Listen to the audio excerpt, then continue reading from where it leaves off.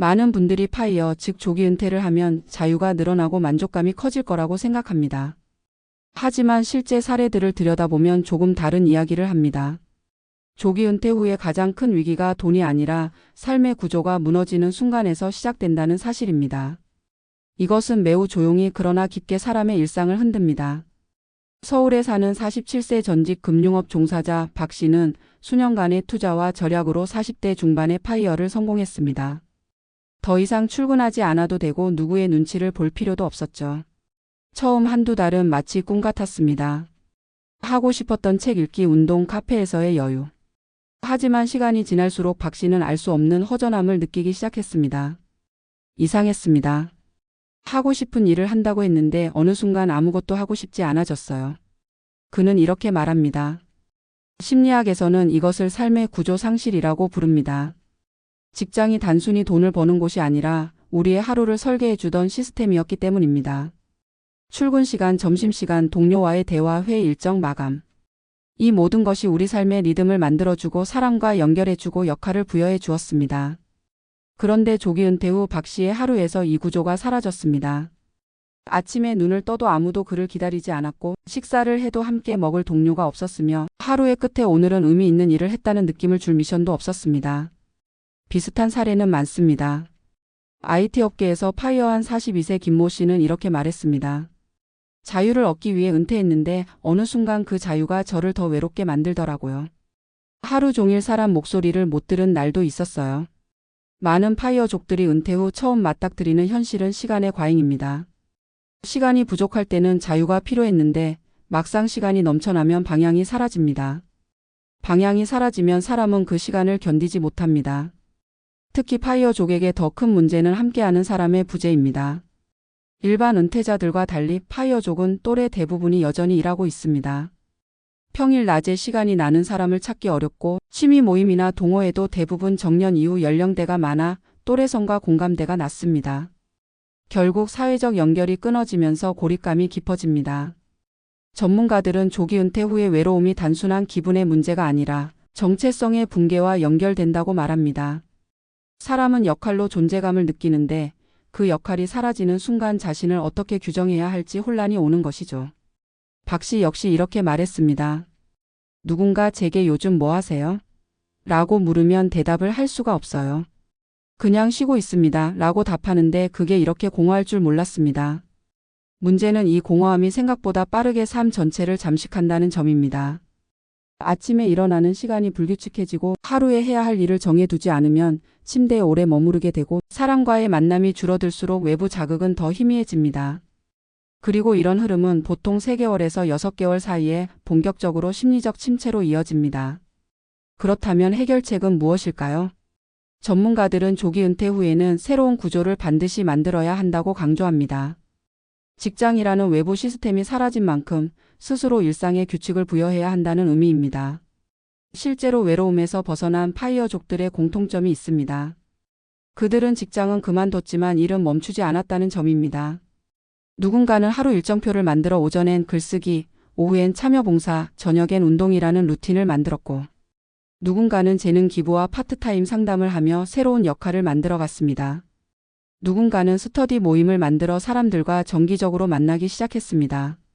중요한 건 돈이 아니라 자리입니다. 나를 불러주는 자리, 내가 의미를 가진다고 느끼는 자리, 그리고 그 자리를 통해 다시 사람과 연결되는 경험입니다. 파이어족의 외로움은 준비되지 않은 자유에서 시작됩니다. 우리는 자유를 꿈꿨지만 자유를 유지하기 위해 필요한 구조와 관계까지 함께 설계하지는 않았습니다. 조기 은퇴는 목표가 아니라 새로운 삶의 시작인데 많은 분들이 그 시작을 준비하지 못한 채 공백 속으로 들어갑니다. 여러분께 꼭 말씀드리고 싶은 건 이것입니다. 모든 은퇴는 물리적인 은퇴보다 정서적 은퇴가 더 어렵습니다. 특히 파이어족처럼 젊은 나이에 사회적 연결망을 떠나는 경우 이 공백은 더 크게 다가옵니다. 은퇴 후의 외로움은 여러분이 잘못해서가 아니라 삶을 지탱해 주던 구조가 사라졌기 때문입니다. 그렇기 때문에 새로운 구조, 새로운 연결, 새로운 역할을 만드는 것이 조기 은퇴 후 가장 중요한 첫 번째 과제입니다. 자유는 더 행복한 삶으로 가는 출발점이지만 그 자유를 지탱하는 구조를 만드는 순간 비로소 외롭지 않은 파이어 라이프가 완성됩니다. 오늘의 이야기가 여러분의 은퇴 준비와 심리적 건강에 작은 힌트가 되길 바랍니다. 조기 은퇴를 꿈꾸는 사람들은 많지만 실제로 은퇴 후에 하루를 깊이 들여다본 경우는 많지 않습니다. 혹시 여러분도 이런 생각을 해보신 적이 있을까요? 회사만 떠나면 나를 괴롭히던 스트레스도 사라지고 시간이 많아지면 자연스럽게 만족감도 올라갈 거라고. 하지만 실제로 조기 은퇴를 한 사람들에게 물어보면 의외의 대답이 돌아옵니다. 돈은 충분했고 시간도 넉넉했는데 이상하게도 자꾸만 마음이 쓸쓸해지고 하루가 길게 느껴지기 시작했다고 말입니다. 여기에는 단순한 기분 이상의 이유가 숨어 있습니다. 그리고 그 이유는 거의 모든 파이어족이 공통적으로 겪는 문제이기도 합니다. 우리는 왜 자유를 얻었는데 오히려 외로워지는 것일까요?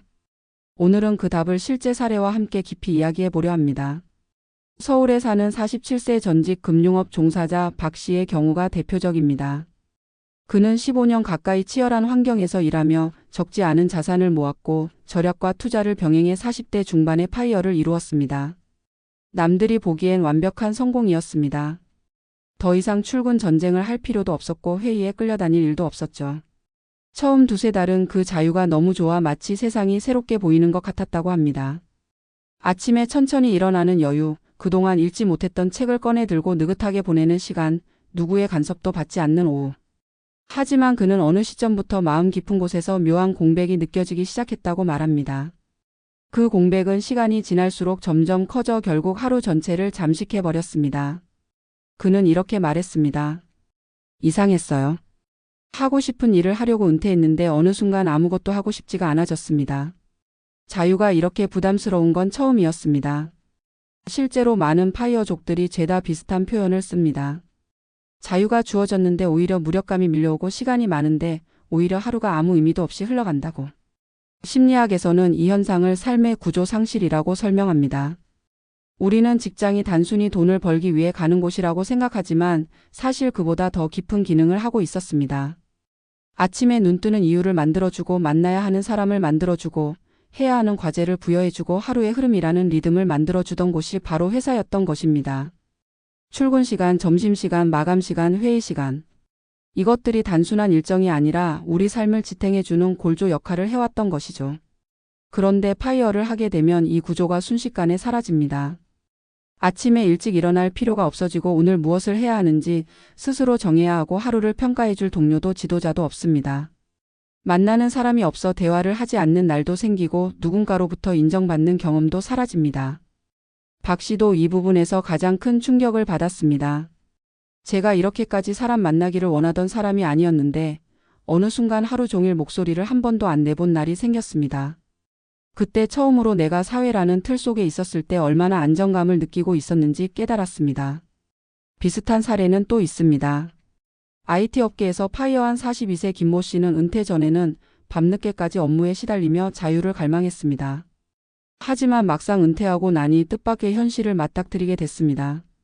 평일 낮에 시간이 나는 또래가 없었습니다. 동호회를 가면 대부분 60대 이상이었고 공감대가 잘 맞지 않았습니다. 친구들은 바쁘게 회사 다니고 저는 혼자 남아있는 느낌이 들더라고요. 그는 주 5일 직장이 사라지자 하루하루가 무한히 길어졌고 처음엔 환상처럼 느껴졌던 시간이 어느 순간 감당하기 어려운 공백으로 바뀌었다고 말했습니다. 이런 흐름이 반복되면 파이어족은 매우 빠르게 심리적 침체에 빠질 위험이 있습니다. 사람은 스스로 생각하는 것보다 관계에 더 깊이 묶여있는 존재이며 역할이 사라질 때 존재의 의미도 함께 흔들립니다. 비슷한 시기에 파이어를 한 사람들끼리 모이면 이런 대화를 자주 나눈다고 합니다. 자유를 얻었는데 이상하게 내 존재감이 옅어지는 느낌이다. 회사에서는 불만이 많았지만 적어도 나를 필요로 하는 사람이 있었는데 지금은 없다. 새로운 구조를 만들지 않으면 아무리 시간이 많아도 삶이 공허해진다. 이 말들은 단순한 넋두리가 아닙니다. 역할과 구조가 동시에 사라진 자리에 외로움이 들어오는 것은 매우 자연스러운 변화입니다. 그렇다면 이 문제는 어떻게 극복할 수 있을까요? 파이어족의 외로움은 개인의 성향이나 성취의 부족에서 오는 것이 아니라 구조의 부재에서 비롯됩니다. 따라서 해결책 역시 구조를 새롭게 만드는 것에서 출발해야 합니다. 전문가들은 조기 은퇴 후 가장 먼저 해야 할 일로 일상의 리듬을 재구성하는 것을 꼽습니다. 아침에 일어나면 해야 할 루틴을 정하고 식사 시간, 운동 시간, 자기개발 시간을 일정하게 유지하는 것만으로도 심리적 안정감이 크게 높아진다고 말합니다. 또한 사회적 관계를 재구축하는 것도 매우 중요합니다. 파이어족은 또래 대부분이 일하고 있어 평일 낮 시간대에 인간관계가 약해지기 쉽습니다. 따라서 본인이 먼저 새로운 네트워크를 찾아 나서는 노력이 필요합니다.